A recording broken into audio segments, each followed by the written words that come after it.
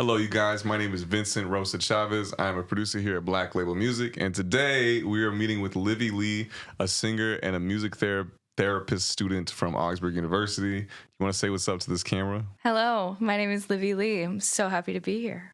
So tell us a little bit about yourself and what you do.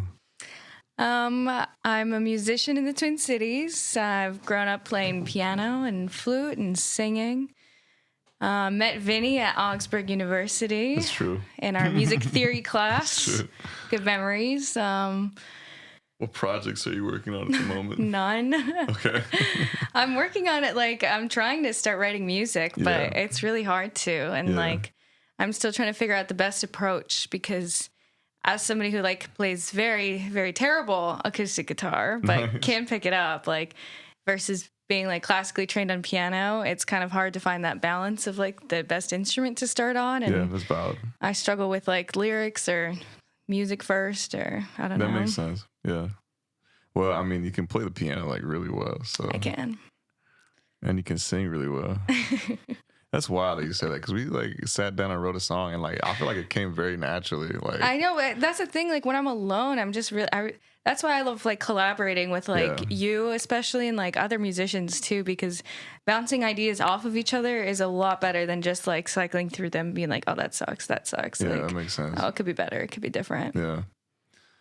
Yeah, I totally understand. Well, I'm excited to see how you develop in that way. Me too. I've been trying to pick it up more recently, so. Yeah. I'm trying. Okay. Tempting. Sick. Well, how did you get into music? Well, I have a very musical family. My dad is a Suzuki piano teacher, so I grew up taking lessons from him for pretty much as long as I can remember. Yeah. And then my mom is a music therapist, so I've followed in her footsteps. And they also run a business together, Ensemble Music, just music together classes. So from as soon as I was born, I was in music classes. I was always in choir growing up and band. So I was very heavily influenced by my family and peers to continue music and explore it. Yeah, I want to ask you more about music therapy, but I'm going to save that for towards the end of the interview so we can have just as much time as we can. So you play a lot of different instruments over the years, and I know a few of them. So you're a vocalist. Mm-hmm. You played. You still play piano. Mm-hmm. You played flute. Mm-hmm. Did you play violin or something? That's funny. I actually started up. That was my first instrument really? that I That's picked crazy. up. Yeah. When I was in kindergarten at Ramsey, it was still K through 8, and it was a fine arts school. So they had all the students pick up. I think it was just orchestral instruments. And so I started on violin, and then I think I did that only maybe for a year or two. And then I was like, screw this, I want to play piano. So then I started taking lessons from my dad. Okay, that's sick. So what drew you to each of the instruments that you play? And that specifically, we'll start with that question. Audience. Well, I was definitely interested in piano because of my dad, and I grew up listening to him play piano all the time. My mom also played piano, and when I was little, I feel all the time I was always begging her to play piano because she didn't like to play as much because she didn't practice as much, and she was more focused on guitar and her businesses and multiple jobs at the time. So piano was something that really intrigued me. And then flute, I started in 6th grade when I started band. And I started on percussion in band, but it was so easy because I'd already been playing piano for many years. So I could read music and keep a steady beat. Yeah. And all my other, classmates had never picked up an instrument before. Yeah. So I was like, this is too easy. I want a challenge. So I switched to flute, and then I played that all through high school, and I still pick it up. I just picked it up the other day, and I was like, wow, it's been a year, but I still got it. So do your skills drop off after not playing it for a while? Oh, for sure. I was playing it maybe for 10, 15 minutes, and playing flute takes a lot of air. I bet. It takes as much support as playing tuba. That's crazy. Yeah, it's intense. That's nice. But my embouchure was a little weak too, but I definitely want to play it, keep it up, because how many people can just pick up a flute and start playing? That's valid. So what was like the most difficult one to Instrument? Yeah. And what made it difficult? Well, honestly, I would probably say guitar. Yeah. I think, Really? yeah, I mean, What about it? I think, well, when I first started learning it, I was still like actively taking lessons for piano Yeah. and building up calluses while also having to go like practice piano for hours a day is a little tricky. That's valid. Because it kind of hurts and almost felt just a little baby sometimes. Yeah. But I don't know. I at that point when I pick up guitar, I've already played a few instruments, so I'm like expecting it to be easier than it actually is. And so when I'm not immediately like kind of really good at it, I get a little frustrated. But I've been getting better. I think like I've gotten decent like open chords, but as soon as it gets to like I don't know, more complex and like bar chords, I shy away from that. That but makes sense. I just gotta push myself. Yeah. So did any instrument just come super naturally? Maybe singing. Okay. I think singing would definitely probably be number one. So when did you start actually singing? I mean, as soon as I was born, came singing out the womb, but Sick. no, I say like the first choir I was in music class in elementary school, but I auditioned for the Minneapolis Youth Chorus in third grade, I want to say. Okay. And so that was the first like choir I was in consistently. And I was in that choir for I think 4 years, maybe 5, something like that. And so that was the first time singing and like learning music alongside, people around my age. Yeah, that makes sense. And like taking in feedback from the director. And I learned a lot from Pat Arison, my queen. Arison. Love her. Love you, Pat. So when did you start like singing solo? Like when did that start? Probably in middle school, I got into theater. Okay. I did a little bit of that. I think my biggest role was playing Olivia Newton-John's character in Xanadu. Hey, okay. Xanadu.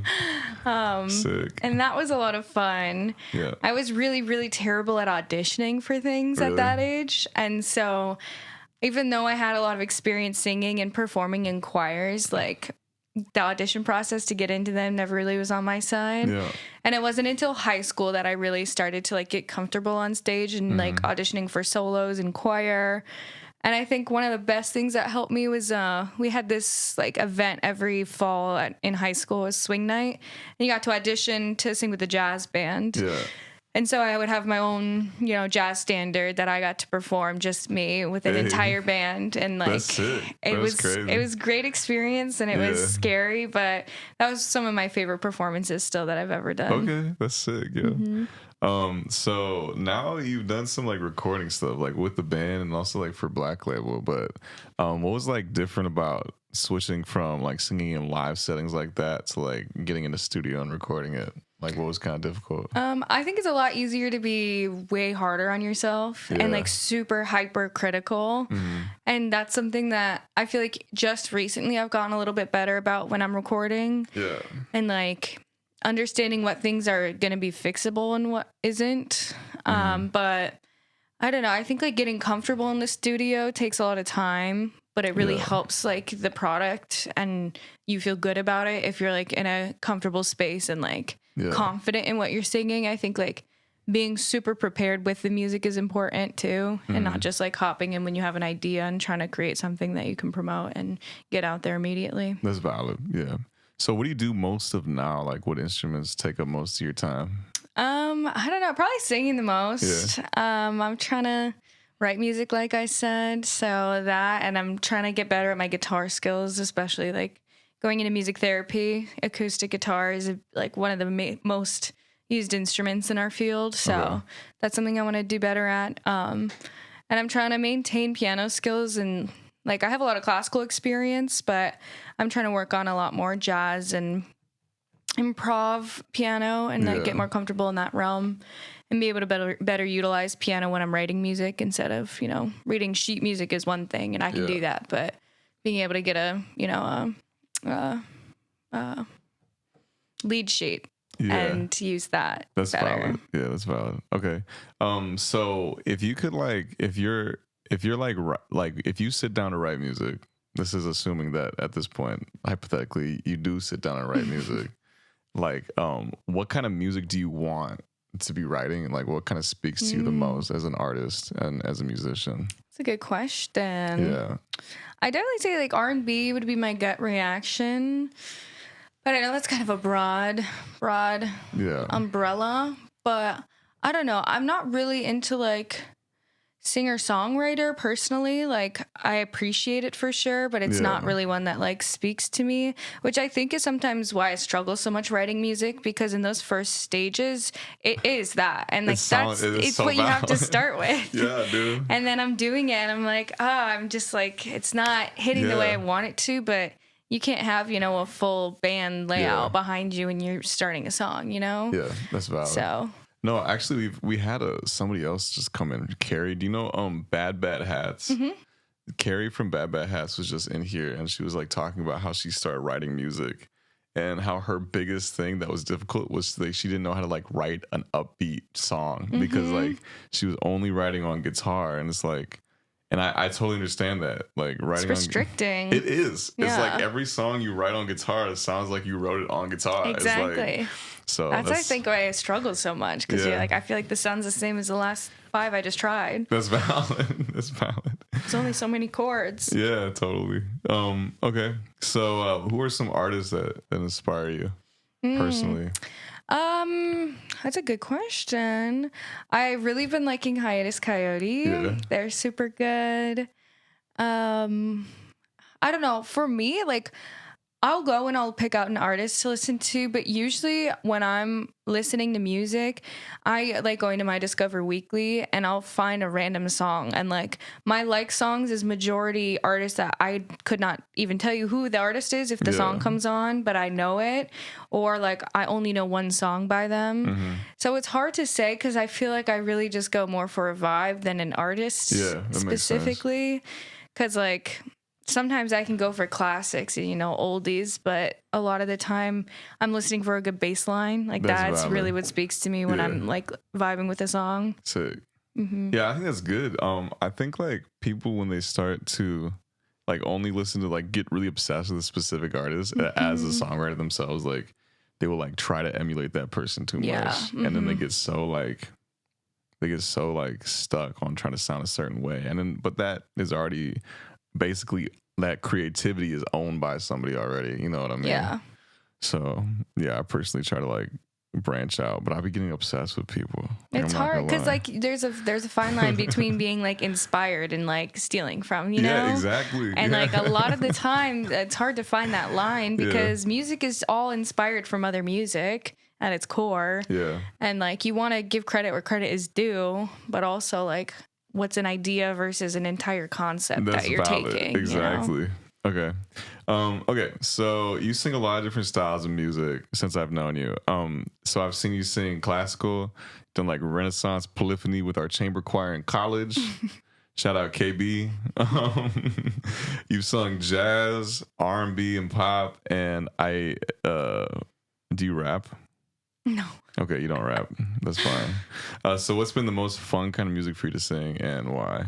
I feel like jazz is probably my number one. Yeah. I do love like a good chamber like performance. I love singing with other like really talented musicians and enjoying it together and collaborating. Yeah.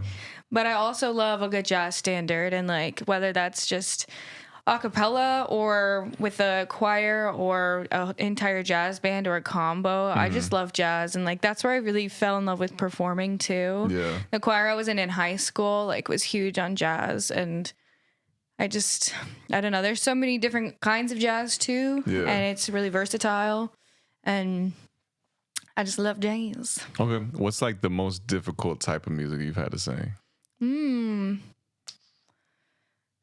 Maybe anything German. I suck at singing in German. Yeah, that's valid. So what kind of languages have you sung in before? Just like list them all. A lot. I don't know. I don't know if I could list them all. I mean, like Spanish, Latin, French, a bunch. Yo, I don't think people realize that like when you study like voice in college or in school or anything, you just sing a ridiculous amount of languages that you never sing later. Like you never have to sing like Yiddish. I remember like and then like the Norwegian music that we were singing. Yeah, that was nuts. Okay, let's see. So currently you're a music therapy major at Augsburg. I am. So what is that program looking like, and like what do you have to do while you're in school? I have to do a lot.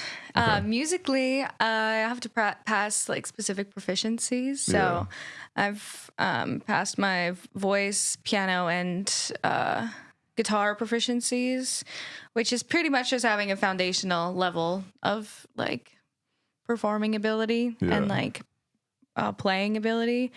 So it didn't take much for me to pass voice or piano, since I grew up doing both of those. And guitar was a little tricky, but it's really just if you can do a 1-4-5, you got it. You know, if you can sing some kid songs, you can get there. Sick.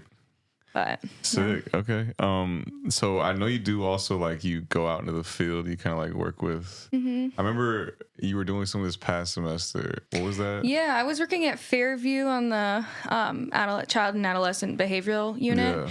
And that was definitely a different application of music therapy than I've had so far, and I really enjoyed it. It was a lot more free-formed and like promoting self-expression and like positive peer interactions and a lot of like supporting them through music. And that could look like we did karaoke a few times to work on, you know, again, like self-expression and performing and like you know, sharing what they care about. Yeah, that's sweet. And it was fun teaching them instruments. I mean, even though I'm a very novice guitar player, I can still teach a few chords here and there. So getting these kids excited about something and interested in like a activity is huge. And sharing music is another great one.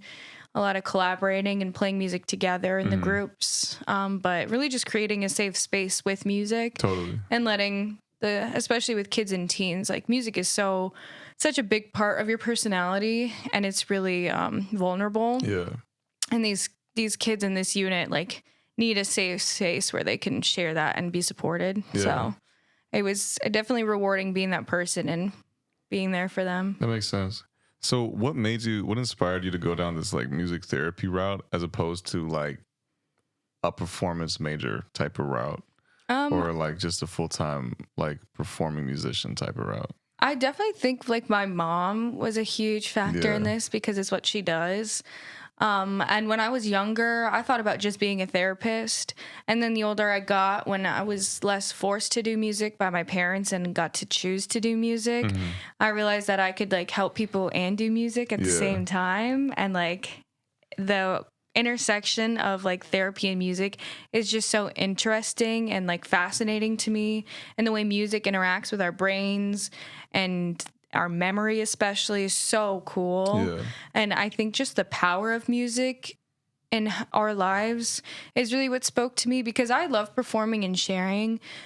But I think a big thing in the music therapy field is what we do as musicians to maintain our passion and interest in music, because when it becomes a job, it quickly can become something you despise and you resent your profession because of it. And a huge part of that is like self-care and taking the time to appreciate music and remind yourself why you went down that road.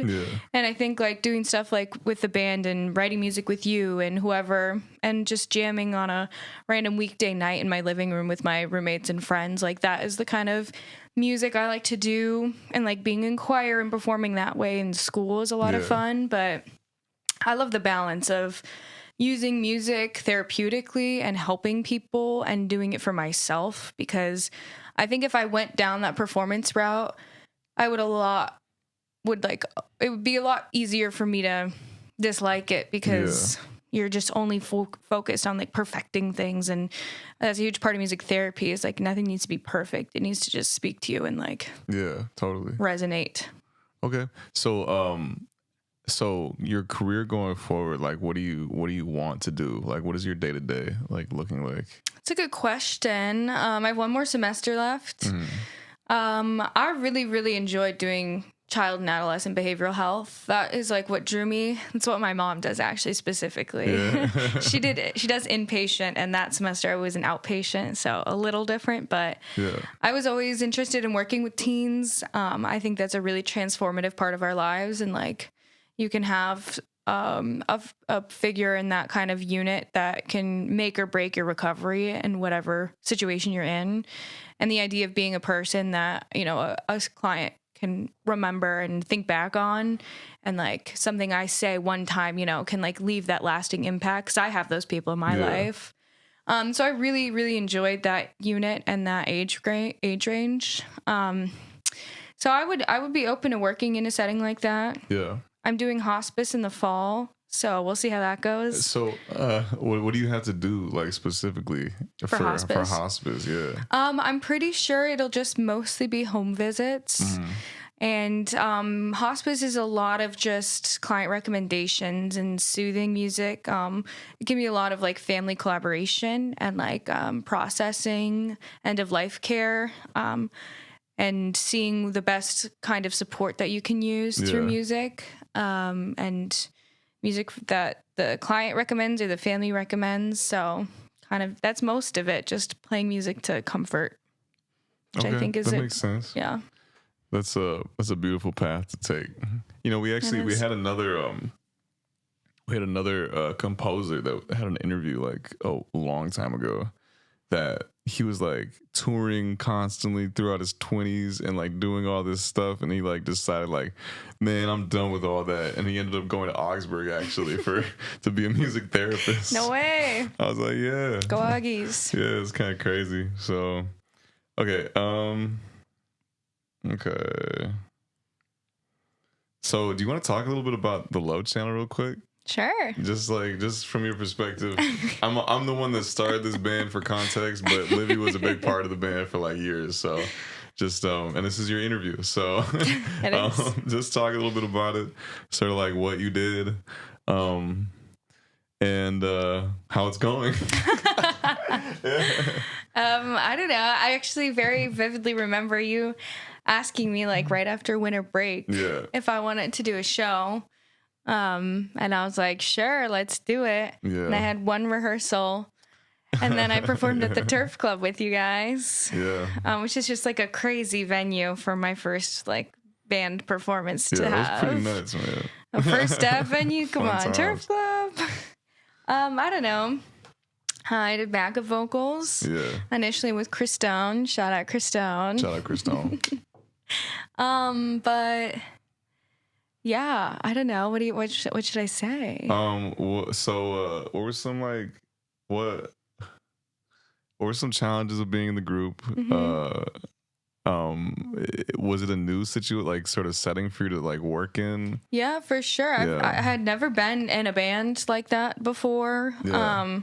And so it was the first time collaborating with like people my age and older also, and like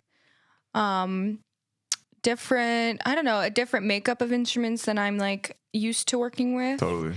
And like writing music, like I said, is not something I'm really into, but it definitely helped me get more comfortable with like coming up with ideas and like sharing them too, because it can be really vulnerable when you come up with something and it just sucks, you know, and then you're like, damn, I shouldn't have said anything.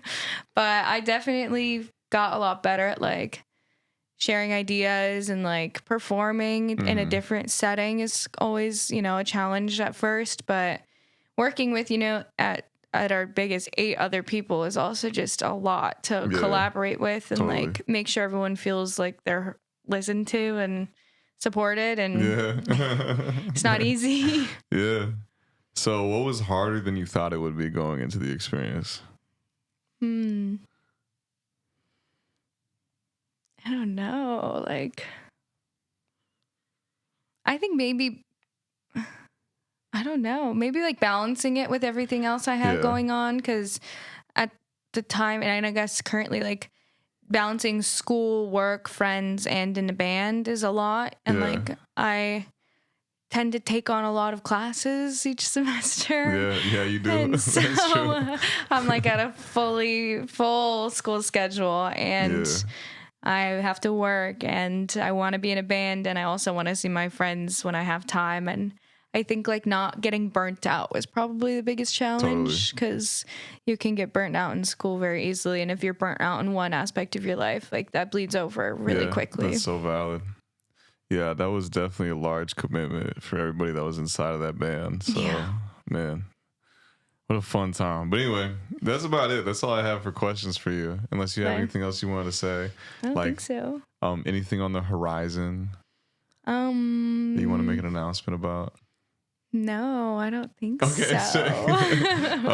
Well, okay, you can check out Livi's work on the Black Label catalog. She's sang on a couple of songs on our Dreaming album, and they sound really good.